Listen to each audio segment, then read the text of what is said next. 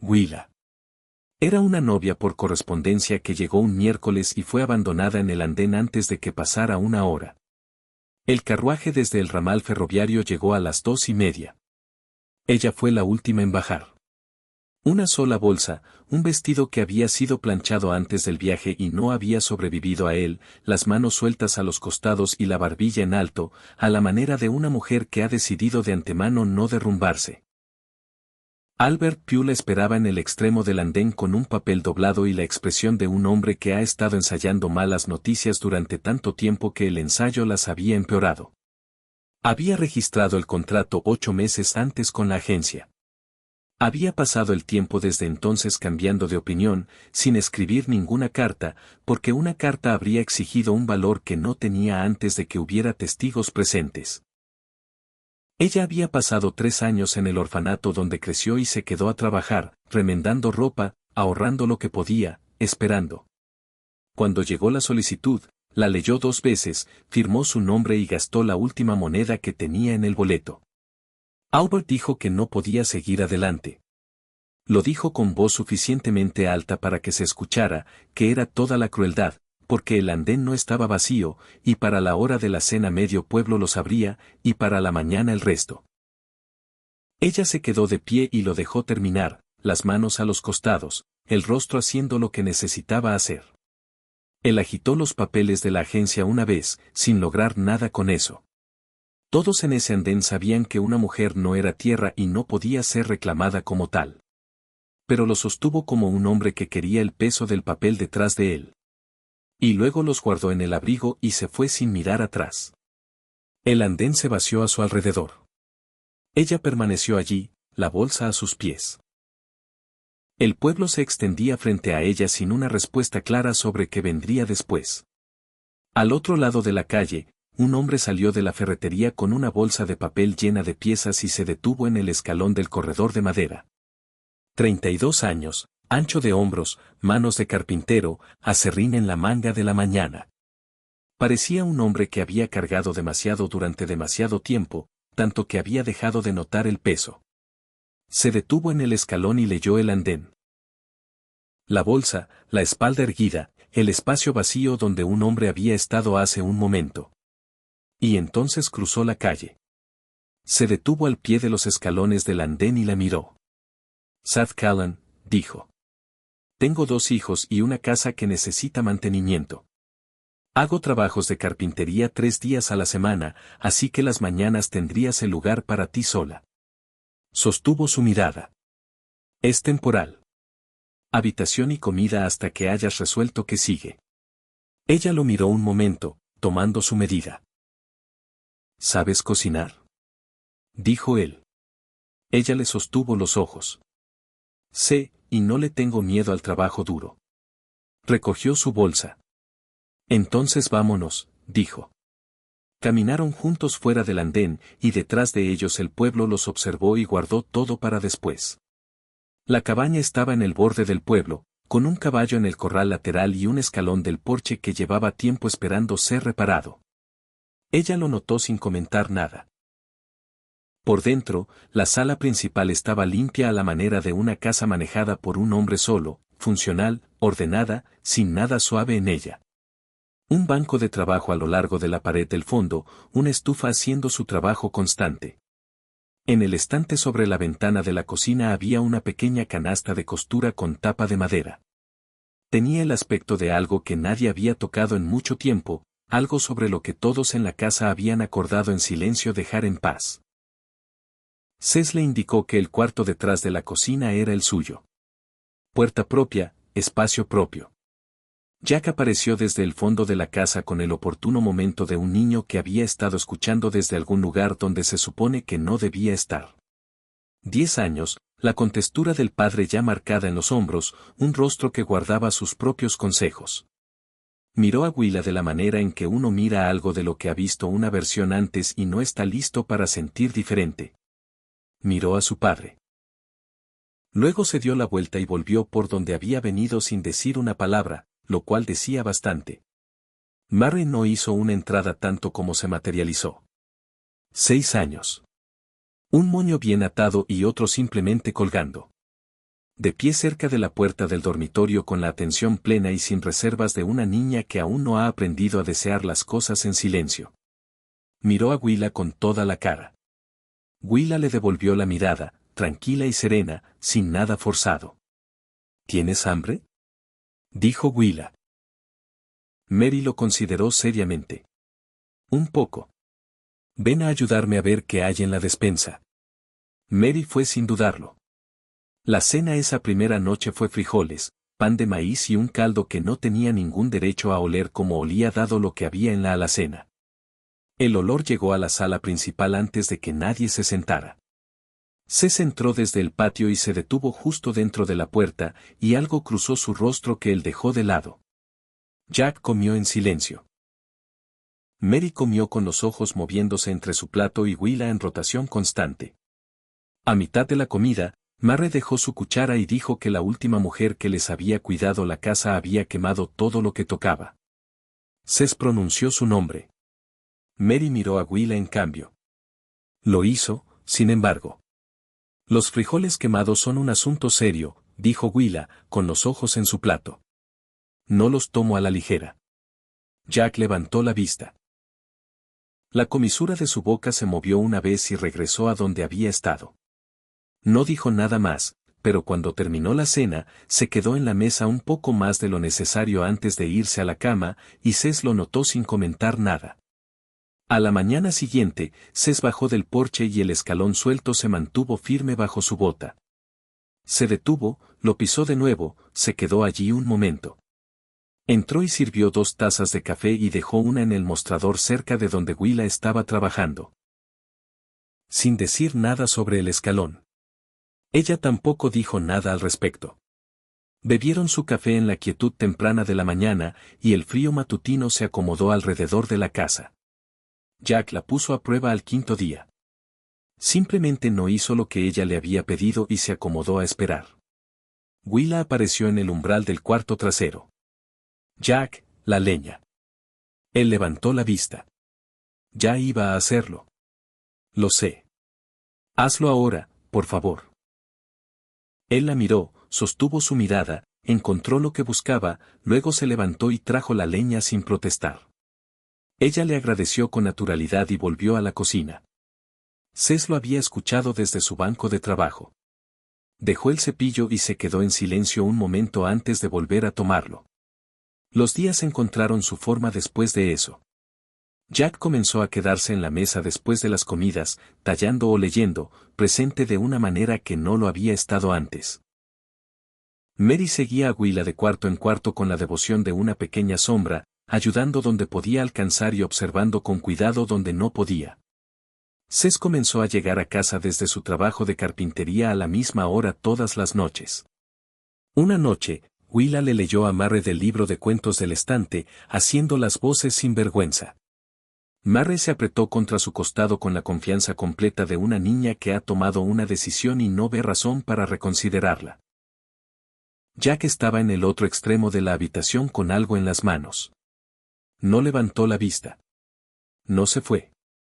Para cuando la escarcha se había asentado en las mañanas para quedarse, Mary había dejado de seguir a Willa como una huésped y había comenzado a seguirla como una niña en casa. Fue una mañana gris y sin nada especial cuando sucedió.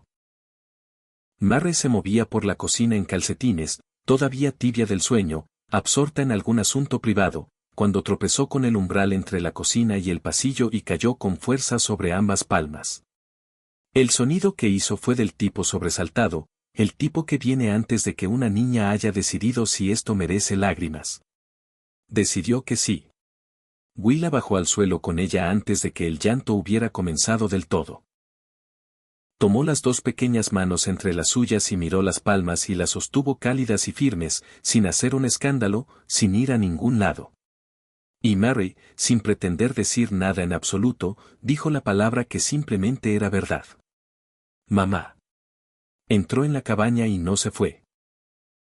Las manos de Willa permanecieron donde estaban, un aliento, no más, y luego recogió a la niña y la abrazó hasta que el llanto se agotó, tranquila y segura, sin dar ninguna señal exterior de lo que la palabra le había hecho a la habitación. Ces estaba en el umbral del dormitorio. Lo había escuchado. Se quedó de pie con una mano en el marco y miró el suelo del pasillo sin moverse. Algo estaba pasando dentro de él, y mantuvo los ojos alejados de eso. Hay cosas que cambian en el momento en que las miras de frente. En la mesa, Jack se había quedado inmóvil. 10 años. Sabía exactamente lo que había escuchado y exactamente lo que significaba, y algo en su rostro que había estado cerrado durante mucho tiempo estaba trabajando lentamente hacia abrirse. Cés volvió a su cuarto y se sentó en el borde de la cama con la mano plana sobre la rodilla y se quedó allí mientras la mañana se movía tranquilamente alrededor de la casa.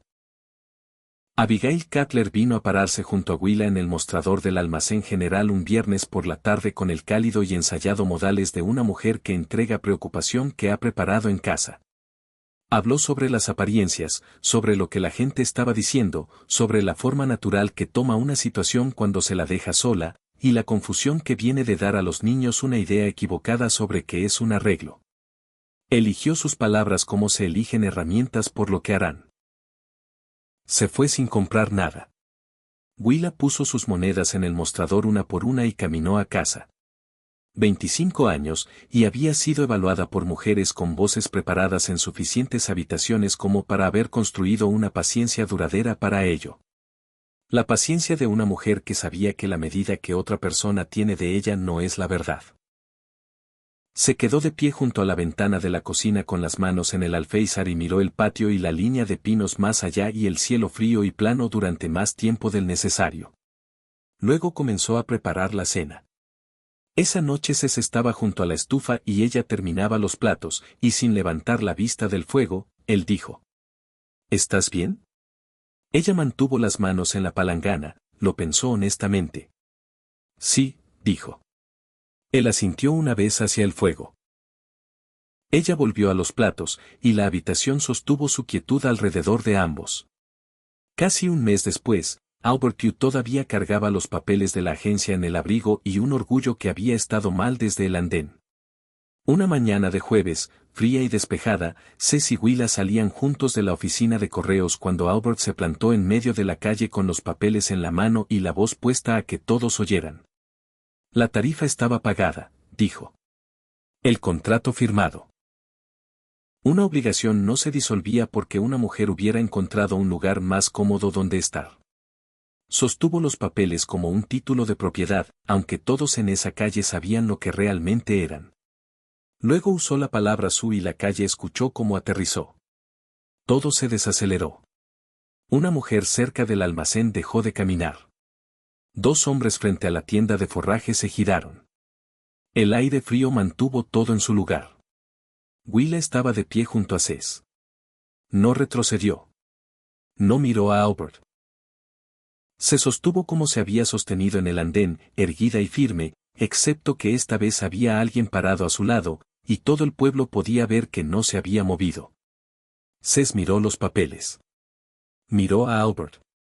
Luego se volvió hacia Willa, con la voz baja y pareja. Espera aquí. No como una orden. ¿Cómo le hablas a alguien a quien vas a volver? Fue al banco.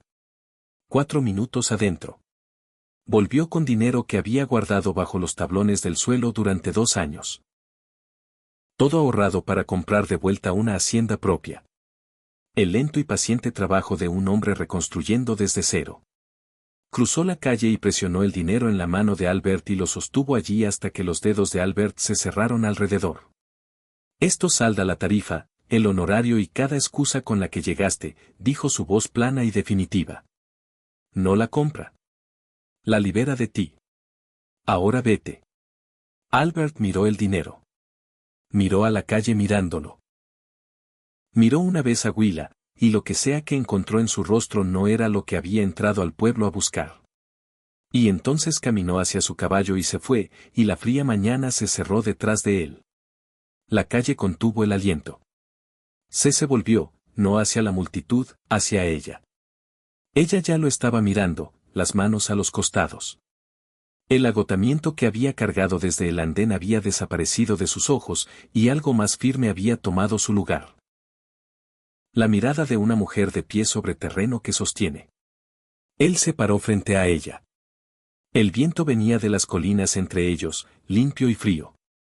Me gustaría que te quedaras, dijo, como mi esposa, si eso es lo que quieres. Ella miró a este hombre, y tomó el espacio que elegir por sí misma requería, y nadie la apuró, y la fría calle esperó. Sí, dijo, tranquila y completamente, sin reservar nada. Eso es lo que quiero.